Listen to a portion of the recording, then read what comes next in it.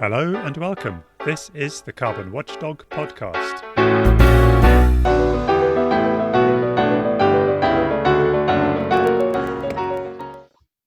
Hello and welcome to the Carbon Watchdog podcast. My name is Adam Hardy, and you can support me on Patreon if you like this podcast and you want to hear more. Today's guest that I have is Dirk Carstens. He's a German friend of mine who I met while I was living in Munich. He went to Edinburgh University where he studied physics, and he's become somewhat anglicized through that experience, although you probably have what's the word for becoming Scottish? I'm not quite sure. He now lives back in Munich again, where he works as a patent attorney. And the reason why I've got him on the podcast is because he is the proud owner of a Tesla Model 3, which he was just telling me he managed to get as one of the first people in Germany to own one of these machines by virtue of adopting the reservation that a colleague of his had for 4 years prior to when he actually took it over. So, hi, Dirk. How are you doing? Hello, everyone. I'm fine. Thank you for inviting me to the podcast here. I'm happy to join. It's great to have you. I think there's loads of people that will want to hear about what it's like to actually own a Tesla, all the awesome and all the awful stuff about it too.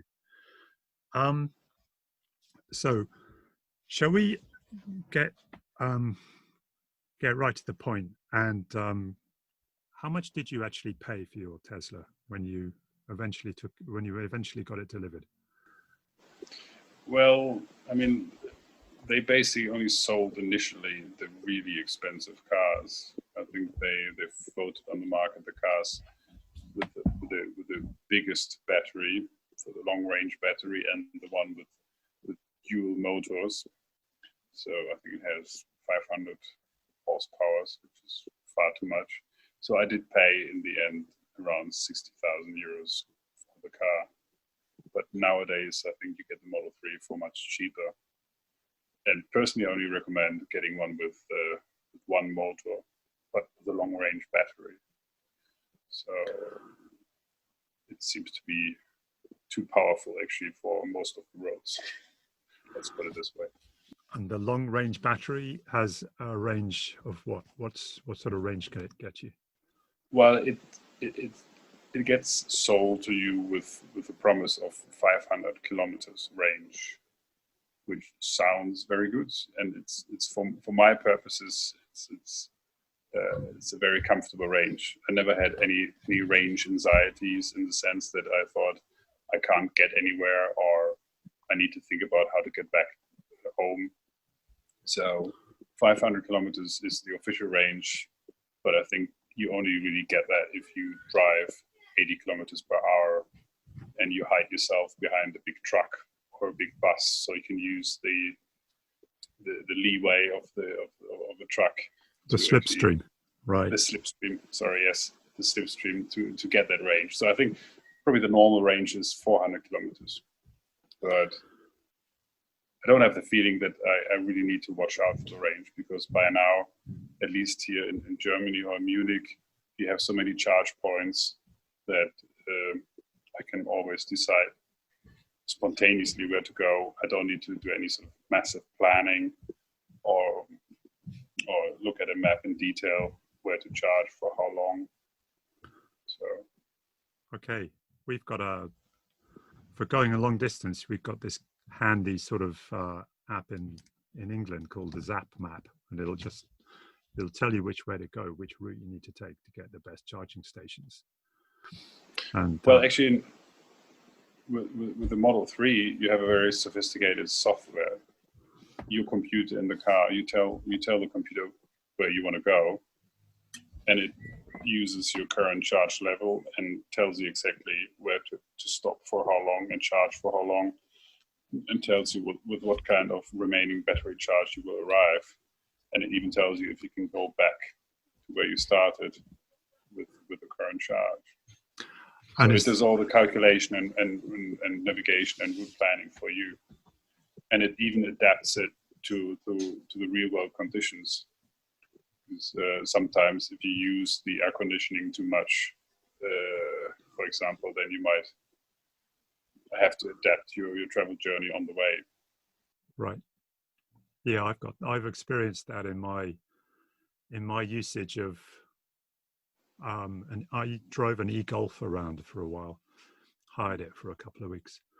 Just for everybody who doesn't know what 500 kilometers is, that's roughly 300 miles. So you're looking at about 80% of that is the real range, the real life range. Yes. And so is that so all of the information in the computer that it's telling you where to go to charge, that will be continuously updated as sort of month by month as new charging points are built around the country. It's not even, I would say it's faster than on a monthly basis. It's the whole map system is based on Google Maps, and you download it while you're driving. So I would assume that information regarding new charging points is probably coming online even more swiftly. Right. Okay. That's pretty good. And it's interesting. I've never experienced that before, because you get a new software for your car on a more or less 2 weeks basis. And so it feels like every 2 weeks or every month you get a halfway new car, because the whole software changes on the computer, and even some new functionality comes up. Your autopilot gets more sophisticated. It can recognize the signs next to the road or the traffic lights, or you get recently I actually got more horsepower, which was quite surprising for me as a physicist. Basically, they managed to upgrade the software controlling the electric motors, and they managed to squeeze out more horsepower out of the motors by more dynamically configuring the poles of the electric motor or something. I didn't quite understand how they managed to, but through a software update, I suddenly got 10% more horsepower, which I found interesting. Right. Okay. And that is the sort of usual stuff that you do in your job, though, isn't it? This kind of physics, low-level stuff. You're looking at patents in this area all day, right? Yeah, I'm more wireless communications, so right, okay. Really electrical cars. We do work for some automotive companies, but more in the airbag field, for example, or drivetrains and power steering, but not really something specific for electrical vehicles. So Tesla work quite a lot with patents, I guess, then. All of this stuff that they're pumping out, having a lot of it. Well, actually, I think Elon Musk actually has the policy that he wants the market to adopt his technology. So he doesn't go with patents after people. At least he says that in public. So he's got some sort of open license policy, which for me as a patent attorney obviously is not good. But right. I don't think they file a lot of patent applications. Oh, okay. Well, that's cool. Well, they've got one proprietary thing which is really important, I think, for Tesla. And if I see how other people use their electric cars and compare that with Tesla, I mean, there's one big positive thing about Tesla. It's the charging network. They have got these supercharging network all across the world, and especially in North America and in Europe. And it allows you to drive with your car around and quickly charge up your car, say within half an hour at these points all across the continent. And other companies don't have such a network yet. Surely they can develop it, but they haven't. So, I mean, last year in June, we drove with the Model 3 from Munich to Scotland. Yeah. And we managed to find a supercharging point from Tesla all across Europe while driving up to Scotland. And even up in Aviemore in Scotland, we managed to charge our car within 25 minutes, half an hour. And that's very convenient. I mean, if you travel with your family, with kids, by the time the kids are out to go to the restrooms or you have a coffee, your car is already nearly fully charged again. Okay. and So it's very convenient. so you can get full charge on the battery in half an hour. Pretty much, yes. Say 80%. And these are just my screen blanking. And so these Tesla charging points, are they actually Tesla charging points, or are they just charging points that Tesla's kind of like going, okay, we're going to join in with this charging network over there. They must surely share them. They're not pure Tesla only. No, they're proprietary to Tesla. I mean, you drive up with your Tesla car. You just plug in the car. You don't have to do anything. You don't have to swipe a card or something. The car talks to the charging point and says, "Hello, it's me. You should know me because I've got the following identification number. Plus, Right. the old car has the credit number, credit card, such and such." Yeah. So I only need to put in the cable. It charges. I unplug the cable. I can drive off. Right. It's really just these charging points are just for Tesla cars. Right. You can't charge any other cars there. So it's part of the Tesla bubble, so to speak. Okay, that's a bit. Don't like that. I hated the idea because way back when Renault, and I think it was Toyota or some Japanese company, were talking about just literally batteries that they could drop out of the car and replace in 2 or 3 minutes. So basically, you wouldn't have anything like recharging a battery in the car. That would have been just completely out the window. You wouldn't have bothered doing that. So it would have been like going to a petrol station, and instead of getting a tank of petrol, you would have just got a new battery. And then it dropped, it folded, the whole scheme folded, and they abandoned it. And I just could not understand at the time why were they doing that. But that's just. I think I can shed some light in there because I know that Tesla initially thought about a similar concept, that you can drive up to a station and have your battery replaced instead of charging it. But I think they decided against it for several reasons. First of all, I think the battery is the most valuable part of the car. The battery is pretty much half the value of the car. And you have to sort of take care of it. They explain to you when they hand over the car to you that you should not empty it completely and you should not charge it like to 100%. And also if you charge it slowly, then it has a longer lifetime. So the way you treat your battery determines how long the lifetime of the battery is. So people, because it's such a valuable part of the car, I'm not sure if people would have accepted that you swap out the battery because you don't know whether you get a crap battery instead for your good battery, which you looked after for 10 years or something. Oh, yeah, right. So if you had So if you start paying for the actual battery rather than just the charge in the battery, then yeah, I can agree with that completely. But I would have thought that surely as a physicist, you should know, can't you put chips, can't you put a circuit on the battery to stop it charging too fast, to stop it charging to 100%, to stop it discharging to 0? Well, I guess it depends on how you want to use the car. If you need the entire range, you have to charge it to the full brim, I guess, most of the time. If you just use it between 30% and 80% of the battery capacity because you only have to go a daily small distance, and something different. But right. Not sure. But in general, the lifetime of the battery seems to be good. I mean, this, at least initially, when there were not so many Tesla cars out there, when you pull up to one of the charging points, you get out of your car, you hook it up on the cable, and then you start talking to the other Tesla drivers who are around there, and you exchange information, and you talk about the cars. And I got to know quite a few people who had initial Model S from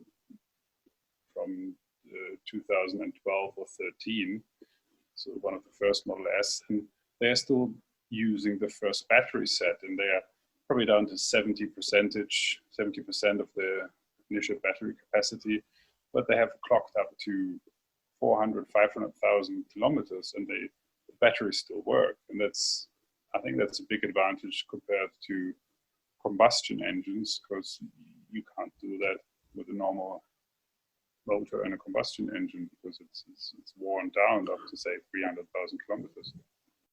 Right. And the electric motors, they basically never break down. I mean, they are the actual motors, they're encapsulated, and there's no real wear and tear on them. Yeah. Yeah.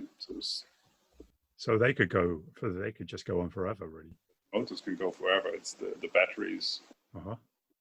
A lot of people thought initially, let's see, they're so expensive and see how long they actually last. But Yeah. it seems to be going okay for at least for Tesla. So your general maintenance bills for the car, how much are you paying for that? How much do you pay to keep it on the road? I mean, sorry, I don't mean keep it on. I mean mechanically. I don't mean the tax and the light and the insurance or anything, but just mechanically. Well, I can only say I got the car in March last year, and I haven't had a single repair so far. The only thing I had to do so far, I had to exchange summer tires for winter tires and winter tires for summer tires, and I think I've got 25,000 kilometers on the clock so far. And I heard from other Tesla drivers who had their cars for much longer that the only wear and tear they are seeing is the brakes, the suspension, and nothing else. I mean, I think that's one of the big advantages is that you have far less parts that can break down. I mean, you don't have all the Right. little moving parts of a combustion engine. You don't have a exhaust system. You don't have a fuel injector. You don't have any sort of fuel filters and Gearbox. Is there a gearbox?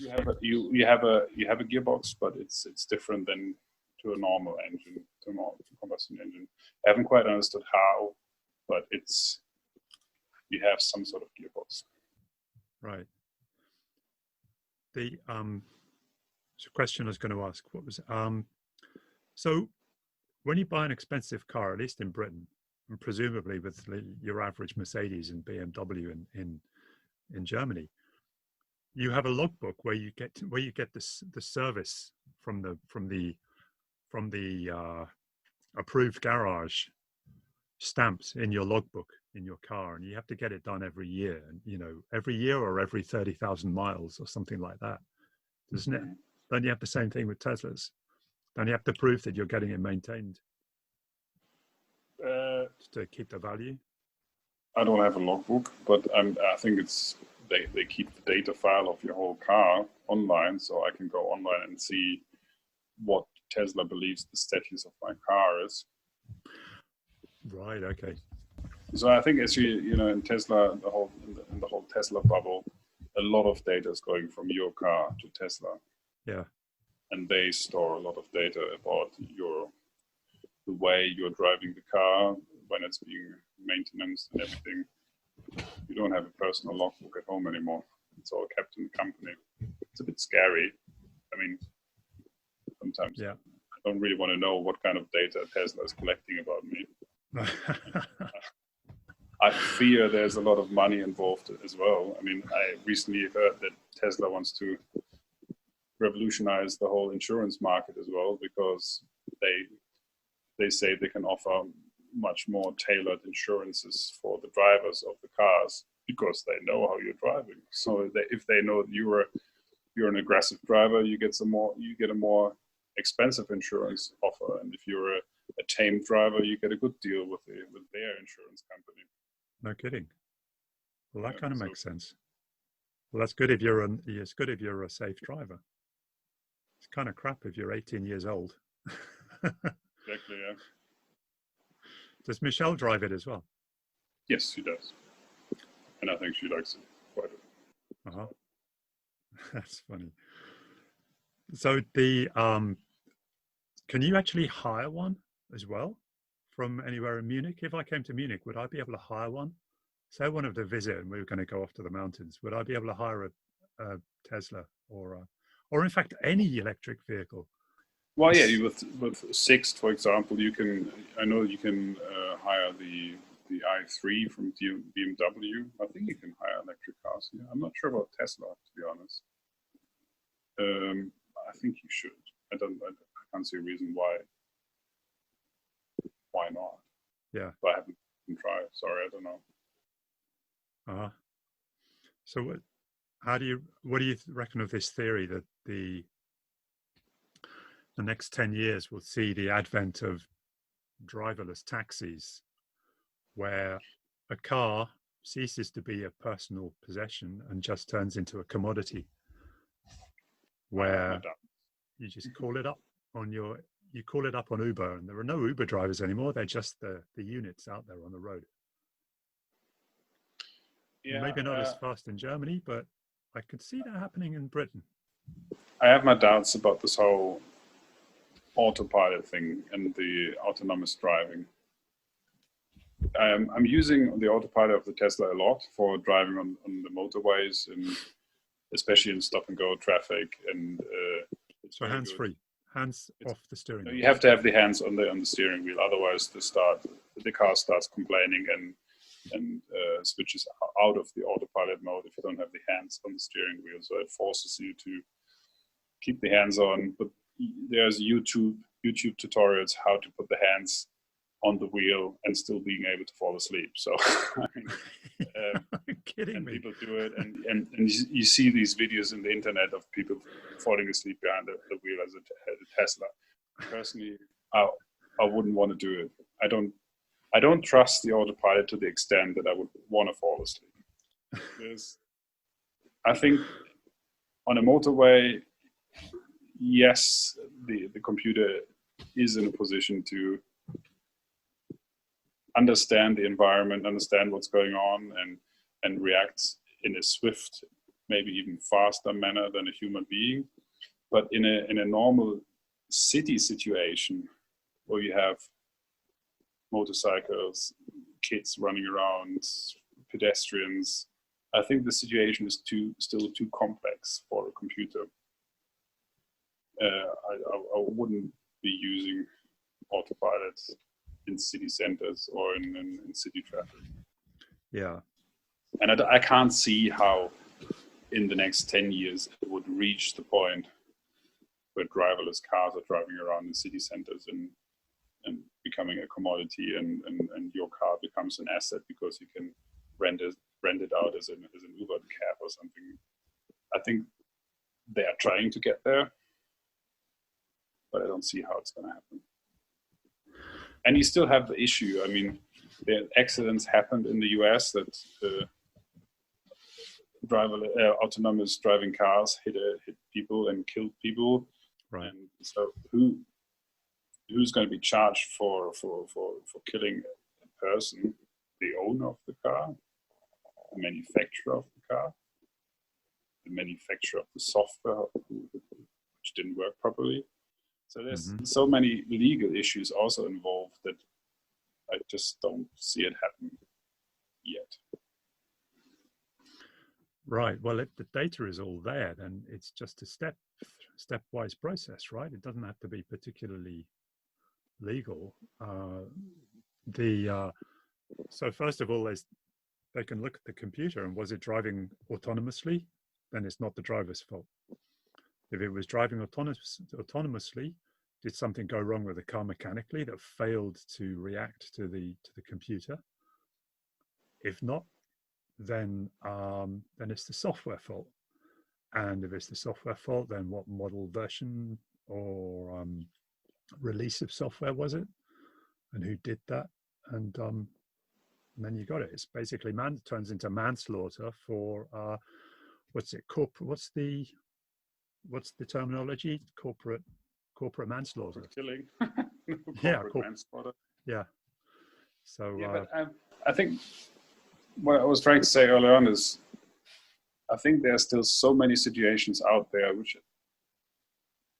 cannot be judged by a car correctly or by a software of a car. I mean, this is one case in California where the autonomously driving car hit a person who was pushing a bike over across the motorway, and the person had 2 plastic bags hanging off the bike, basically, and the car didn't recognize the person in the bike as a person in the bike because it only focused on the plastic bags hanging off the bike and thought, these are little plastic bags flying across the road. I don't need to brake because they're just plastic bags and they won't hurt the car. Oh, you're kidding. Unfortunately, the car overlooked the person on the bicycle. Yeah. And the person got killed. So, well, it's a clear case that the software developer who decided that plastic bags would only ever fly across motorways and would never hang from cycling bicycle handlebars. It's a clear error on the part of the software developer. Having been a software developer, I know that that's kind of you didn't include that in your algorithm, so you've got a bug. Yeah, you've got a bug. Well, the other Tesla driver who died actually in the States was the car didn't recognize a massive lorry who drove across the motorway, perpendicular to the motorway, because it was a lorry which with a gap between the road and the actual lorry part, and the sun was shining beneath the lorry. And so the car thought, oh, look, I can see the sun under this thing on the road. So it must actually just be a traffic sign very far away and which is high over the road. And then the car didn't brake and hit the lorry from the side, thinking it's a big traffic sign. So what I'm saying is that there's so many situations you don't know up front where the car is not going to be reacting correctly, and I'm not sure if it's possible to know in advance all of these situations. There will always be situations where the software misjudges what's going on. Yeah, sure.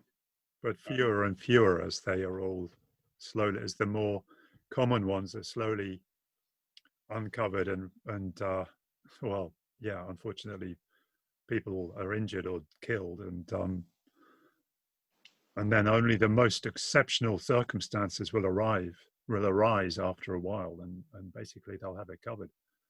I mean, well, having said that, I think the car already saved my life once, because I was driving up to Cologne and there was a guy coming up with very high speed from behind, and I only saw it in the back mirror, and then I wanted to do a lane change to the middle lane from the very left lane, keeping in mind I'm in Germany, so it's all the other way around.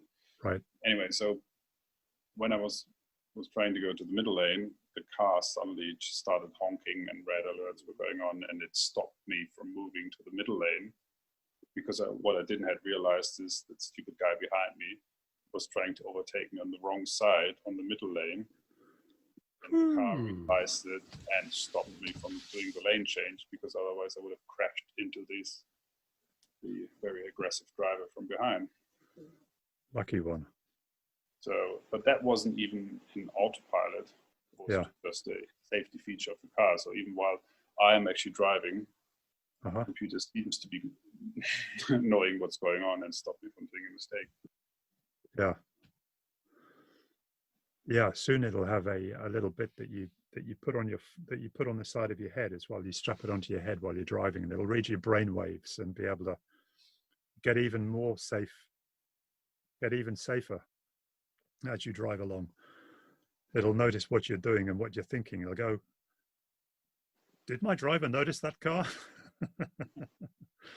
I can't see any stress levels going up in his brain. That's a funny one. Okay, I've got another one here. I've reached the end of all my questions on Teslas, and I'm moving into general areas here. So one article that I was reading about, because the German press is going a bit crazy with all of the ideas that have got to come out, all the innovation that's got to come out of industry to be able to meet the new targets that the European Union is putting in place for decarbonization of the economy by 2030. Initially, it was 40% decarbonization, and they're talking about bumping it up to 55%. Well, that's the European Council are talking about. That's the prime ministers and the councillors and so on, and the people who actually make the decisions. And the European Parliament has already approved bumping it up to 60% decarbonization by 2030. So of course the press is going, and everybody's talking about, well, how is this all going to happen? So everybody's now theorizing about how this is going to happen. And there's a consensus kind of building that hydrogen, which isn't really in common use anywhere, is going to be the key fuel for long distances, for trucks, for trains, and so on, and even for cars. And because of the batteries and the demands that manufacturing a huge amount of batteries requires for just kitting out all of these electric cars that are needed to bring down the CO2 emissions, for getting all the internal combustion engine cars off the road, all of those batteries just won't allow such a huge amount of mileage, or, well, I don't know what's the German word, the amount of kilometers by private cars on the roads. And so they're talking about hydrogen as the alternative. So and now I keep on coming back to you with all of these questions from the physics world. What? No, it's okay. I had a similar discussion about hydrogen with someone, so I might. So your question is whether I think it's going to be feasible? Yeah. I don't think so. I think the German car industry is realizing that they missed the train, and they are going to be running behind the Asian manufacturers of battery cells, particularly Panasonic, for example. They have to come up with something else because they are lacking the know-how and the resources for battery cells. So they need to bet on something else, i.e. hydrogen, as a energy source, because they realize they are 3 or 4 years behind the others. I mean, you have to think about, for example, Tesla and Panasonic. They have huge contracts for natural resources out there. Right. So, which you go for many, many years. So if now Daimler, all right, really long term, Volkswagen decide to go also into building electric vehicles with batteries, they will have difficulties to get their hands on the necessary resources because others have already long-term contracts out there. Right. So my personal opinion with hydrogen is from the point of view of energy efficiency, it's not so good at all because you lose a lot of energy when you produce hydrogen. It only really makes sense to use hydrogen when you have excess power, for example, in wind parks. Sometimes if the wind blows too hard, you actually need to switch off whole parts of wind farms because you suddenly produce too much electricity, which the net can't take on. Yeah. And then you can maybe produce hydrogen there with the excess electricity. Right. But the process is so inefficient. You lose around 70% of your energy when you convert electricity into hydrogen. 70%, right. 70%. So out of 100% of wind farm power, you only end up with 30% in hydrogen. Yeah. So and the only natural source of hydrogen is basically if you dig out natural gas out of the ground, you always have a certain amount of hydrogen in there as well, which you can filter out. But you obviously don't want to use hydrogen out of fossil fuels to power fleets of cars. So what is the engine that runs on hydrogen? Is it an electric engine? Is it then converted no. Or is it it's a hydrogen? like a combustion engine. There's two things. You can use a combustion engine to burn hydrogen. If you burn hydrogen, you get out water and gas. So it's nothing which pollutes the environment. You get you get water out of the exhaust pipe. Right. So you can have a combustion engine, but again, there you lose a lot of your energy in heat. Yeah. The better way would be to have fuel cells. That you have a hydrogen tank and a fuel cell, and you convert the hydrogen into electricity, which you could then use to power an electric motor. What is a fuel? Yeah. Fuel cell converts hydrogen into electricity, and that's quite efficient. I think it burns it, so it is combustion, but it's really no. 2 ways possible. You can use hydrogen in a combustion engine. Yeah. or you can use a fuel cell. What does a fuel cell do? It doesn't. If it doesn't burn it, what does it do with it? It's a chemical process. You have a membrane, and the hydrogen wants to go through, and you've got excess electrons, and you suddenly generate electricity. And Okay. you have fuel cells already on the market, for example, in camping, caravanning, where you can, if you don't have access to a wall socket somewhere, there are systems out there to power your caravan for a couple of days with hydrogen in a fuel cell. So do the fuel cells actually then produce water? And that's the because presumably you pump hydrogen through these fuel cells, and what happens to it? It doesn't come out as hydrogen at the end, I presume, or is it just absorbed into the fuel cell, or what? If it's absorbed, no. then Yeah, I think you get water out again. All right. But it's not a combustion. It's definitely not a combustion. It's all right, okay. a chemical process. But it's the reason why I think hydrogen is not going to work, or it's not going to make it. It's the process of generating the hydrogen. Yeah. Which is too damn inefficient. Right. Yeah, I can see that. The problem will be then it'll be this massive fight for resources. It'll be economic competition for the resources at the end of the day. Yes, for cobalt, raw earth metals and stuff.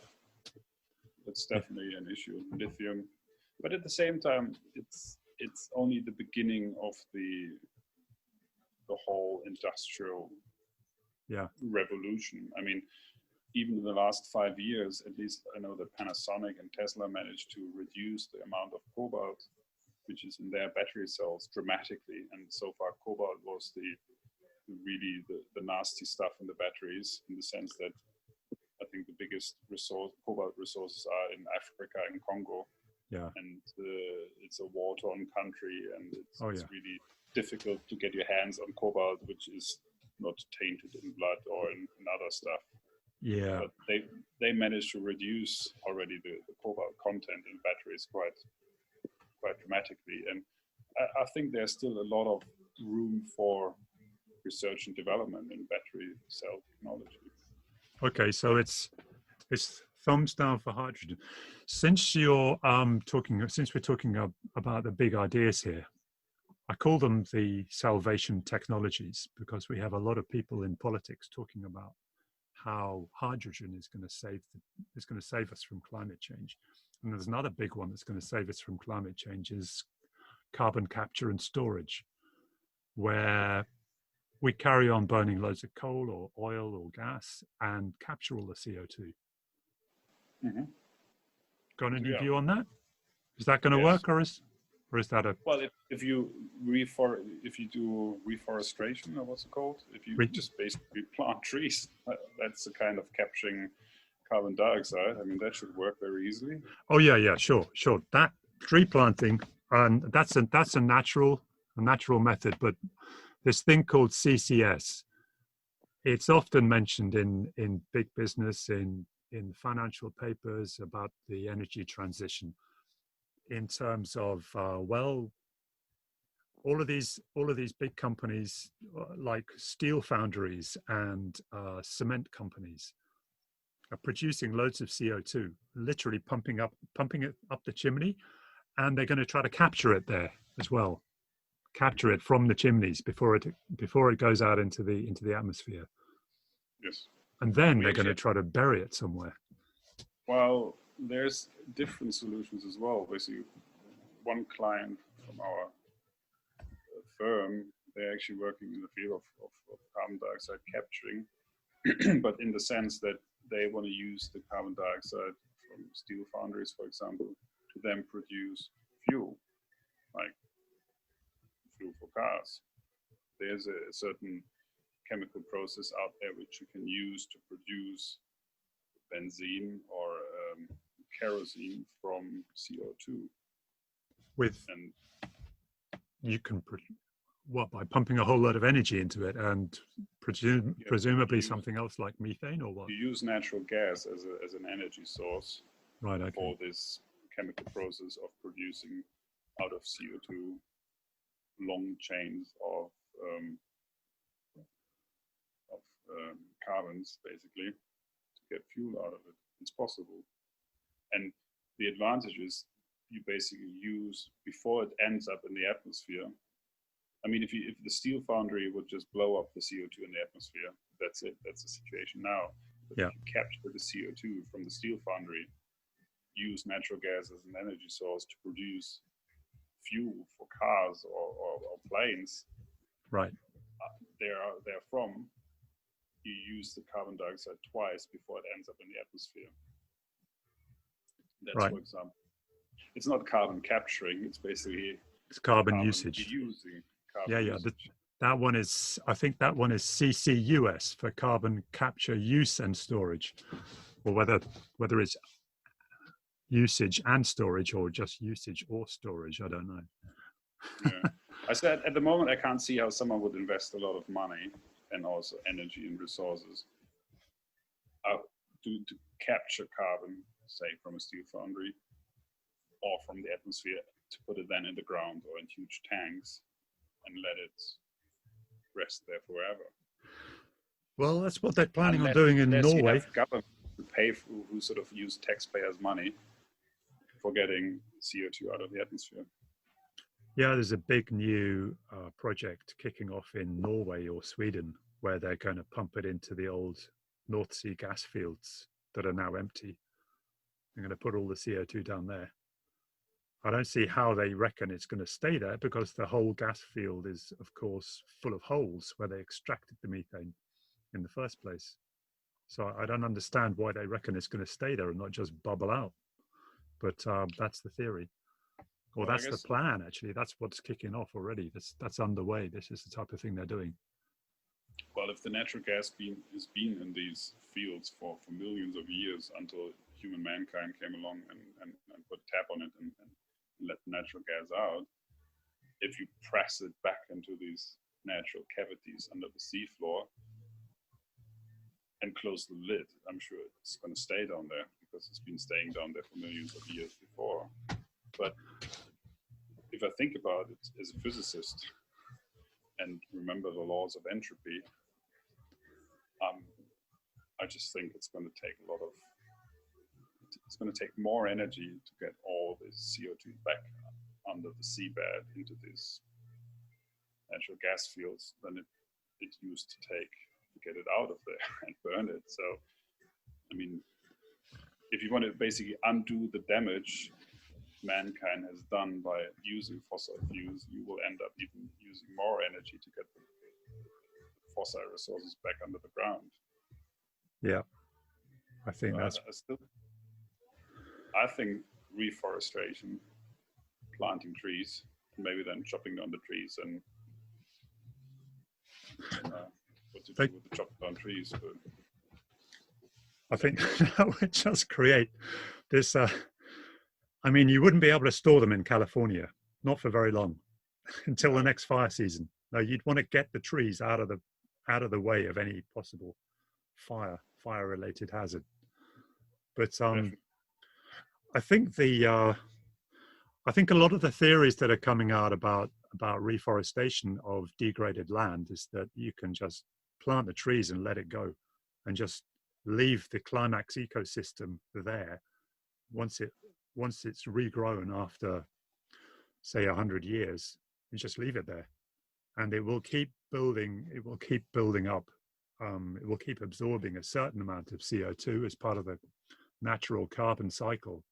These forests draw down CO2 and it builds up in the soil, and as long as it's left to its own devices, assuming that the climate doesn't change so radically that it then starts burning up again itself, then the theory is that should be stable. I think I also read something else about, fertilizing the oceans to induce algae growth and let the algae just die off and sink to the ground of the seabeds. That this might also work quite efficiently to capture CO2. Obviously, it's a bit bit of a mayhem to the oceans if you start putting out fertilizers there into the oceans and destroying other systems to undo the damage in other ecosystems. Yeah, I think there's a lot of mayhem in the pipeline, whichever way we look at it, whichever way it goes. There's a lot of talk about these minerals, right? Dig them up from the bottom of the ocean. That's meant to be the best place for them, the most promising place to get them nowadays. Yes, methane. There's I heard about as well.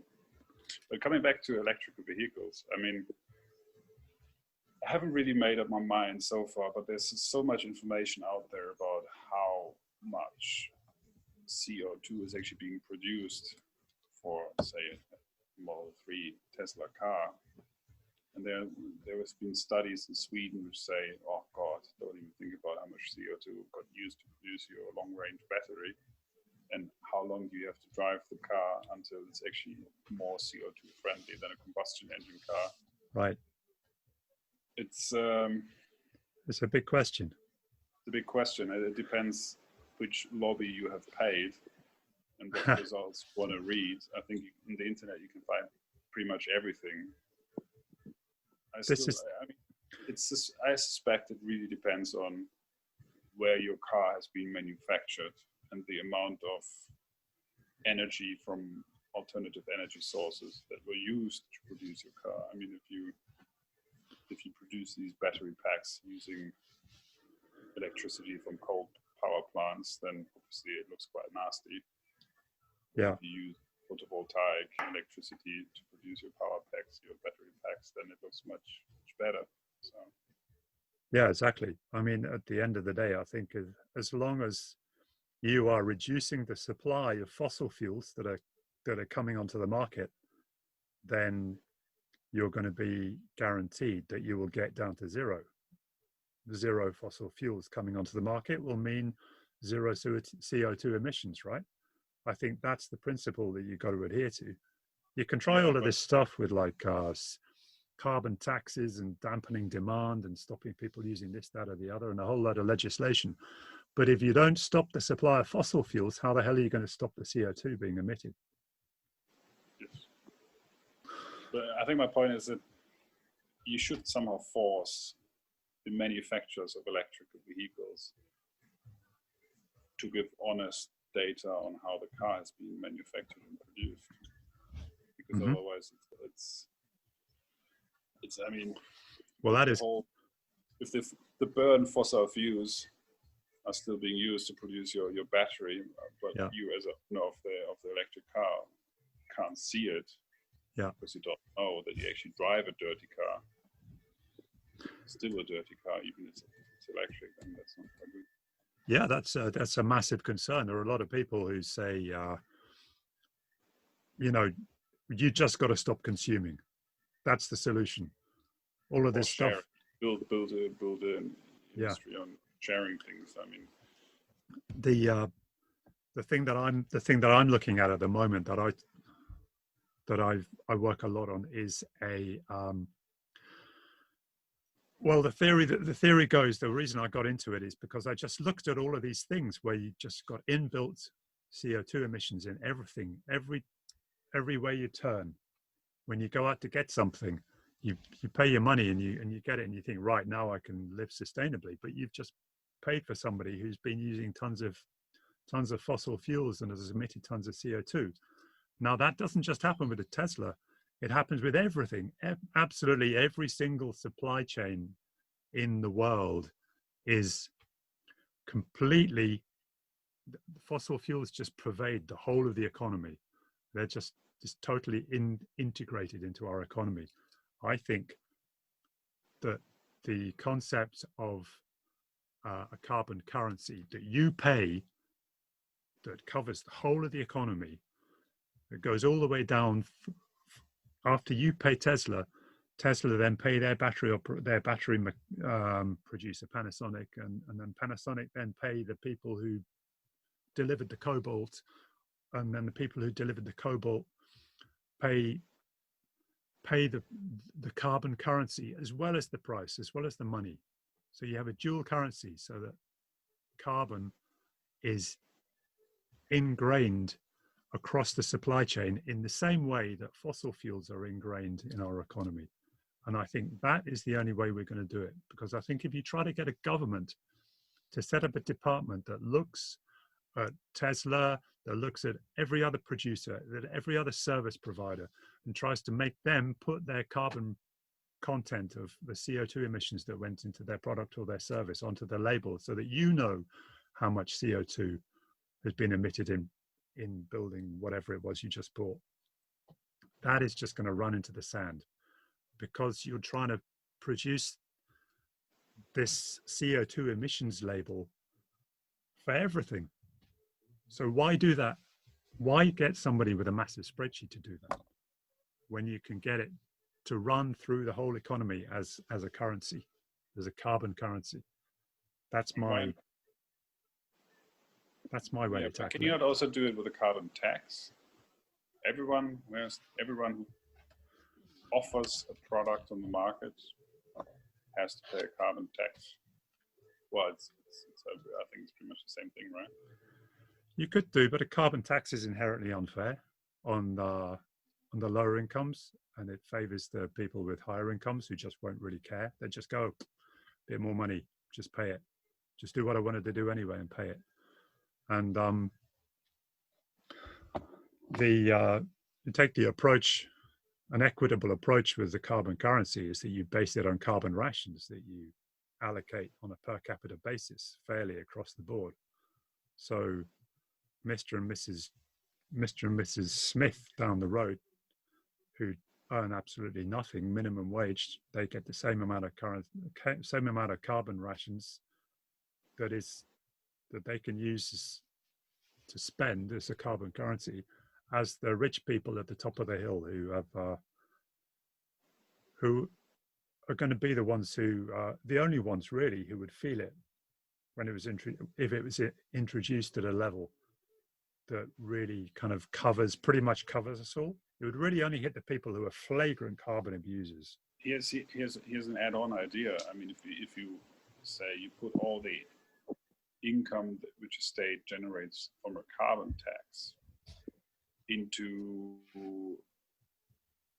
processes to capture carbon out of the atmosphere and put it into the ground, like we were talking about early on in Norway, then I think you could say, okay, the carbon tax, it's okay that it's sort of unfair, because the people who pay more carbon tax because they, for example, buy an expensive car which uses up lots of carbon in the manufacturing process, they also pay a lot towards getting the CO2 out of the atmosphere.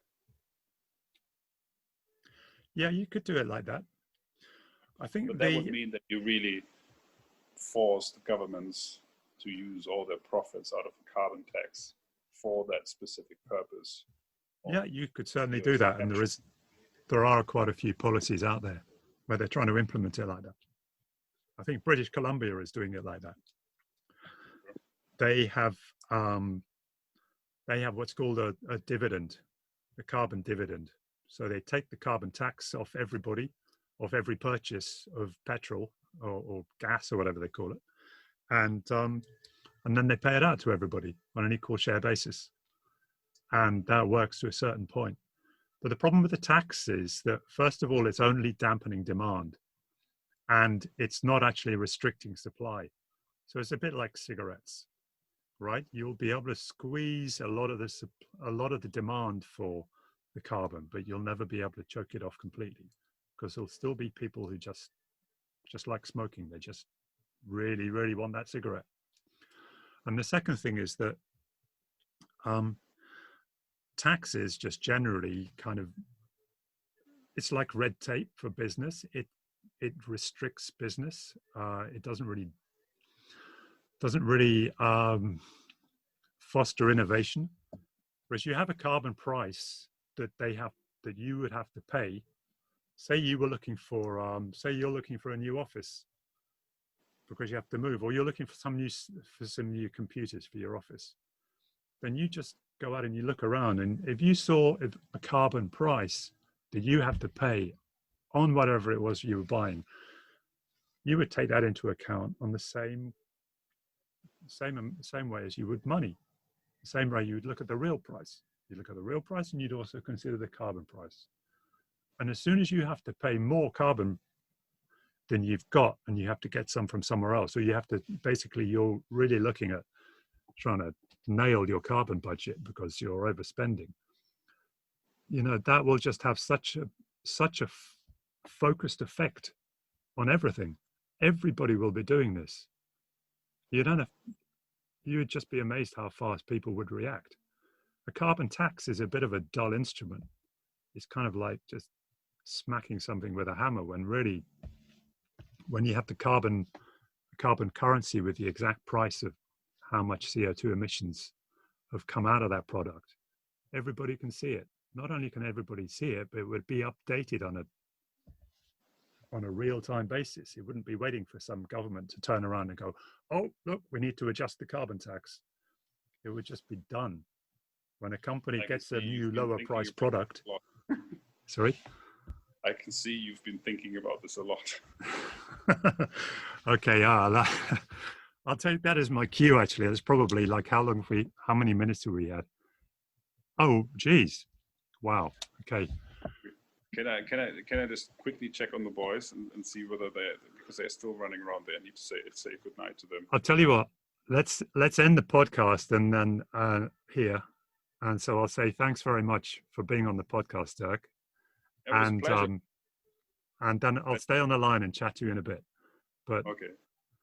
Thank you everybody for the lively discussion. I'll be back in a minute. Hang on. Okay.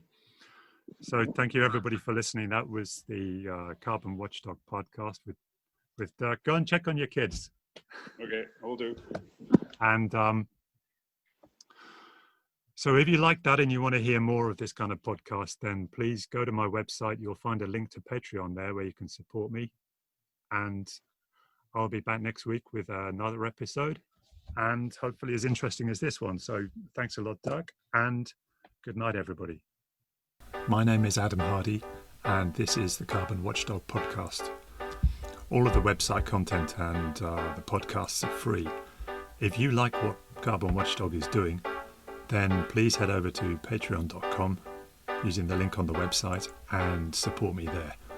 Thank you very much for listening, and I hope you'll tune into the next one. Bye.